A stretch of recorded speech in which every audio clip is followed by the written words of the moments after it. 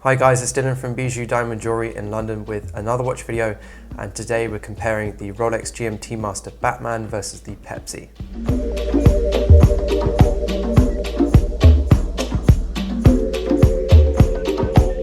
So as with all my reviews, let's go back in time now and look at the history of these two watches. I'll just have a real basic look at the history, but I've already done individual reviews on both of these watches, so go check those out. I'll link them later on in the video.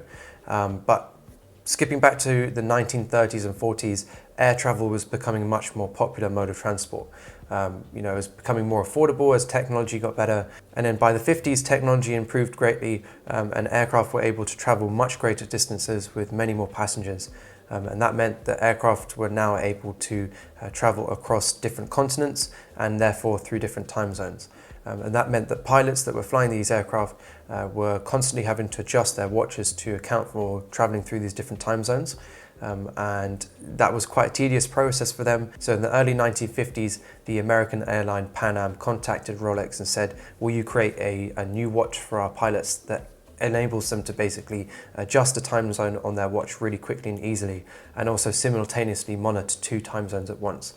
So this was just around the time that Rolex released the Submariner in 1953, and then a year later on, after they released the reference 6542, which was the GMT Master, standing for Greenwich Mean Time. And this watch basically was a very similar watch in design to the Submariner, slightly modified with a new movement to account for the addition of a date function and also a 24-hour hand. And also a completely new bezel that was able to move in either direction. So it's bidirectional and featured 24-hour markings on it. And that's the way that pilots were able to read different time zones through this 24-hour hand and the bezel, combination of the two. So really cool new watch, very popular with the pilots, as it meant they could quickly adjust the time zone when they landed in their new place or their new destination, but also at the same time using their hour hand, a standard minute and hour hand, could monitor the time in their place of origin as well. So many different variations of that watch occurred after the reference 6542, that first reference. Loads of different models that Rolex created over the years using different golds, different styles, different colors, etc.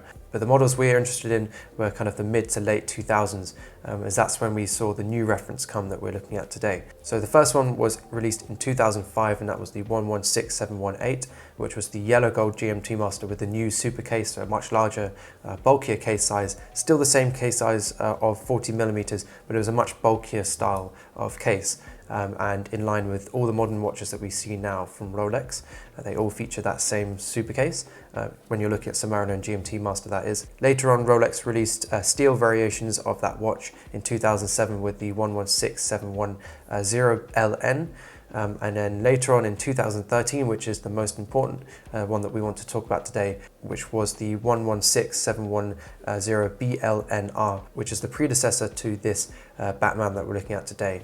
And that featured, for the first time, a two-tone ceramic bezel. And that's an incredibly difficult thing to do, to be able to combine ceramics, different colors of ceramic, and seamlessly stitch them together as Rolex has done on this bezel. Previous to that, obviously, Rolex has done lots of stuff with different two-tone bezels, like of course the 6542, the original reference, featured a Pepsi bezel, so that red and blue bezel.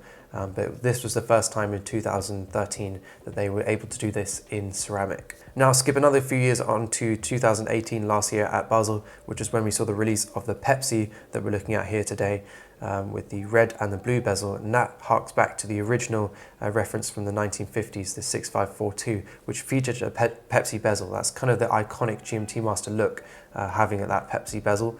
But another really important change to that watch was the addition of the Jubilee Bracelet, again harking back to that original reference 6542 from the 50s, because those original references, kind of a little bit later on, featured Jubilee bracelets as a way to separate them from the Submariners and make them look a little bit different, because of course the case looks really similar to a Submariner, so Rolex wanted a way to kind of separate the two. So yeah, a really cool addition to the watch, and the watch also got a new movement last year, which features a new 70-hour power reserve. Now moving on to this year, 2019, a couple months ago in March, we saw the release of this Batman that we're looking at today, which is the 126710BLNR. So exact same watch as the Pepsi released last year, but this one features a black and blue bezel. And this is basically just an updated version of the previous model, which was released in 2013, the 116710BLNR. That concludes the history and a little bit of talk about the different models. If you want to go and check out my individual reviews of these two watches, then make sure you do so. They were released a couple weeks ago, but I'll still try and cover a similar level of detail in this video. So let's start with the features, and we'll just use one of the watches to discuss the features because they are exactly the same apart from their bezel and a small detail on the dial. We'll start with the clasp as always. Both feature the standard oyster clasp with polished center part and then brushed outer parts and then polished sides. The clasp is a fantastic clasp, brilliantly engineered, extremely comfortable, a fantastic everyday wearer. They are brilliant because they are so solid and they don't tend to wear out over time. They still keep their snick and their snap. Obviously you've got the fold over part of the clasp as well. So yeah, really brilliant everyday wearer clasps, really brilliantly built, very well machined, and not really as detailed as something like a Patek Philippe clasp or an Audemars Piguet clasp. But they just really do serve a purpose and they're fantastic everyday wearers. They also feature, these two clasps feature the Easy Link adjustment, which allows you to quickly and easily expand the bracelet on your watch and make it slightly larger by 5mm in fact, which is brilliant for when your wrist gets slightly or expands slightly in warmer weather during the summer or just hot days. This can be a really nice feature to make sure the watch is nice and comfortable. Obviously it doesn't feature quite the same adjustability that the Rolex Submariner Glide Lock clasp does, but either way it's a really nice welcome feature to have on this watch. Now moving on to the bracelet, which is a really important feature on this watch, both of these watches in fact, is the Jubilee Bracelet. That's kind of the biggest difference and new addition to these watches was this new Jubilee Bracelet. The Jubilee Bracelet features brushed outer links and polished center links. Ever since its release in 2005, this sort of super case size or style of case for the Submariners and the GMT Masters have always featured oyster bracelets. So now this is the first time in all those years to see this watch on a different bracelet, and it really looks cool. You know, we'd seen people previous to that putting other bracelets on these watches, but never has it been a stock option from Rolex. So this was a really important release in 2018 when the Pepsi featured this bracelet. Really nice bracelet, much more comfortable in fact than the oyster bracelet, because this bracelet features so many smaller links. It conforms to any wrist shape much better in fact than the oyster bracelet. But either way, both are very comfortable. This one just has the slight edge. It definitely completely changes the look of this watch, makes it slightly more dressy, slightly smarter.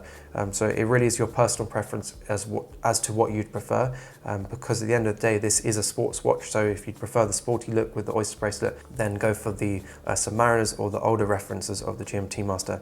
But this is a really cool look. And the reason why Rolex has brought back this Jubilee bracelet is because the original reference 6542 from the 1950s actually featured on some slightly later models the Jubilee bracelet. And Rolex brought that as kind of a way to differentiate between the Submariner and the GMT Master at that time. But the kind of real reason they did that was because the Submariner was a tool watch, a utility watch for diving as professional divers. So it was designed much more as a rugged tool, whereas the GMT Master was designed for pilots. So in a much less demanding environment, obviously in a cockpit, it's much more relaxing. You're not kind of moving around too much. The watch is not going to be susceptible as much as the Submariner is to damage, and the pressure, obviously water pressure, wasn't such an issue. So it was designed for a very different environment, a cockpit versus the ocean at depth. So for that reason, they could afford to put a slightly more special bracelet on that watch. The Jubilee bracelet definitely is more delicate, much more of a dressier, smarter look than the Submariner bracelet, or the oyster bracelet. So in that respect, I really appreciate that Rolex has brought back that Jubilee bracelet and kind of brought back the essence and the real meaning behind the GMT. So moving on now to the case. The case is almost identical to a Submariner case, and it's the same as all the other GMT Master cases. Very simple, super case style, an iconic Rolex look, this case. And the fantastic thing about this case is, even though it's 40mm, which some people would regard as too small, it does really suit a massive range of wrists. I'd say from 13cm circumference all the way up to 20cm circumference, and of course everything in between, and maybe a little bit either end as well. This case size really suits a huge range of wrists. and it's a credit to Rolex for creating something like that both encompasses a slightly smaller case size at 40mm, more classic case size at 40mm, but also with kind of bulkier dimensions that help it to suit a larger wrist. Moving now on to the bezel, which is probably our biggest difference between these two watches. The Batman, which is the BLNR, features a black and blue bezel, and our Pepsi, which is the BLRO, features a red and blue bezel. Really cool looking, or completely different looks from either watch. I'd say possibly that the black and blue bezel, so the BLNR, the Batman, slightly works a little bit better because the top half of the bezel is black, which ties in much better to the black dial in my opinion, and the fact that you just have the blue hand and the blue bezel kind of helps that it's just that pop of color on the watch, and everything else is the same color. Whereas on the Pepsi, you've kind of got three colors going against each other. It doesn't quite have the same effect. Obviously you've got your red hand and your red bottom half of the bezel, but you've also got blue and black in there. So I don't think it ties in quite as well and doesn't quite have the same aesthetic feel that the Batman does, but either way they both work really well. And then moving on to the dial, they both feature the exact same dial with the black base of the dial and these big white maxi markers. Really easy, very legible watch. And the main real difference on the two dials is that we feature a blue 24-hour hand on our Batman, our BLNR, and then our BLRO, our Pepsi, features a red 24-hour hand. Okay, so let's quickly have a look at how to set the GMT function on both of these watches. So we pull out our crown now to the end stop, and we adjust our time and turn our GMT hand round now to 2 p.m. and we're just referencing that on the actual bezel itself. So it says 14 and that's 2 p.m. And that is our GMT time now as we film this video. The GMT time is 2 o'clock, 2 p.m. Now we push the crown in one stop and adjust just our hour hand, and we move that round to the local time, which is in London now, which is British summertime, which is +1 GMT, so +1 hour ahead of GMT. So that is set now to 3 p.m. Now that's our time set on the watch, and we can now play with the bezel and set some different time zones. We're imagining now that we're a pilot departing from London. So we've got our London time set on the dial with our hour hand.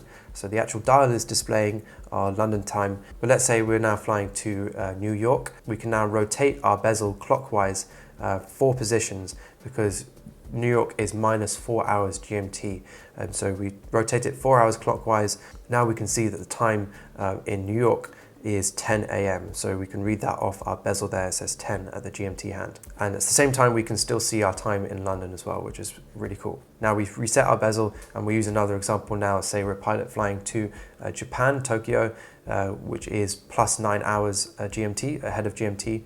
So now all we need to do is rotate our bezel anti-clockwise 9 positions round. So now that would show a time in Japan of 11 p.m, so 2300. So it's a really easy, useful way to be able to display time, a really nice visual way to display time in different time zones. And you can imagine it being a really useful feature for pilots back in the 50s to be able to use this function. Yes, nowadays we've got the luxury of using phones with well-timed clocks on them, and yes, the maths that we're doing here on these bezels is very basic maths, plussing and minusing, hours. Is a really easy thing to do, and you can do it in your head. And lots of people say, what is the point in these watches? Well, it's just a nice visual feature and an easy way for you to display 2 different time zones. Yes, you could just use your phone, but that defeats the object of having a watch in the first place. So this watch is really useful for those that travel quite a lot in their job, and also for those that make international phone calls quite a lot. We have clients that work here in London, but also have offices in New York. So they actually use their GMT Masters to be able to know what the time is before they make a call to New York or send an email. They want to know roughly if they're going to get an answer at that time or not. Okay, so now on to which of these watches would I own? It's quite a difficult decision because I like each one in their own way. Probably the one that I lean more towards is the Pepsi. For a couple of reasons. I love the fact that it is so true to the original 6542 reference from the 1950s, featuring that Jubilee bracelet and our Pepsi bezel. And for that reason, I really like that. And I really respect that Rolex has done that. I like the color combination of the blue, that softer tone of blue with the red. It's a really nice color combination. And yeah, I just think if you're buying a GMT Master in steel, I think that's kind of the ultimate variation of it. My only thing that I'd say that puts me slightly towards the Batman is the fact, like I said before, that I find aesthetically it works slightly better just to have the only color on that whole watch being the blue. Just half of the bezel blue and that small hand, the 24-hour hand on the dial being blue as well. I think aesthetically though, it just works better because it's cleaner, the colors aren't fighting against each other, because you've got the black, the blue and the red all on the Pepsi. Doesn't quite sit as well with me when I look at it. However, I find the Batman, every time I look at it, in a way, it reminds me of a watch that's just wearing the wrong trousers. You know, that Jubilee bracelet hasn't quite set in for me yet. I see that watch really with the Oyster bracelet. I'm sure over time I'll get used to this Jubilee bracelet, but for now it kind of feels like it's wearing the wrong trousers. But yeah. But for me personally, these two watches are maybe a tiny bit too loud and a little bit blingy with these bracelets. But the great thing about these bracelets is they are arguably a bit more versatile than the standard Oyster bracelet, because they are slightly more dressy and slightly more a special occasion watch. You can definitely wear them with a suit more easily than you can with the Oyster bracelet. The Oyster bracelet is quite a casual, sporty looking watch, whereas this one has much more of a dressy feel. And I think that's why Rolex created that Jubilee bracelet back in the 50s for those pilots to wear. Because they were wearing smarter uniforms, it worked much better with their overall look, whereas the divers that were wearing the Submariners were just wearing them with a wetsuit. So it wasn't necessarily important for them to look good and smart and presentable, whereas the GMT Masters have that much more dressy feel, and they've always featured that polished center links on the steel variations, whereas the Submariners have always featured brushed. So it really depends on your personal preference. You know, personally, for me, a little bit too loud. If I was to put them on a strap, then it's a different story, but then you're losing the essence of the GMT Master being on that Jubilee bracelet. Personally, I'd go for the Pepsi because I appreciate its history and the fact that Rolex is bringing back an old classic, the original reference 6542, in a modern day case with all the modern day technologies like ceramic bezels and 70-hour power reserves. Thanks guys for watching. Let us know in the comments which of these two you prefer. Let us know what other watches you'd like us to review. We've got many more watch videos coming soon, so stay tuned for our new videos. And as always, if you're interested in either of these models, then don't hesitate to contact us. Our details are at the end of this video and also in the description. It'd be a pleasure to call these watches into stock for you.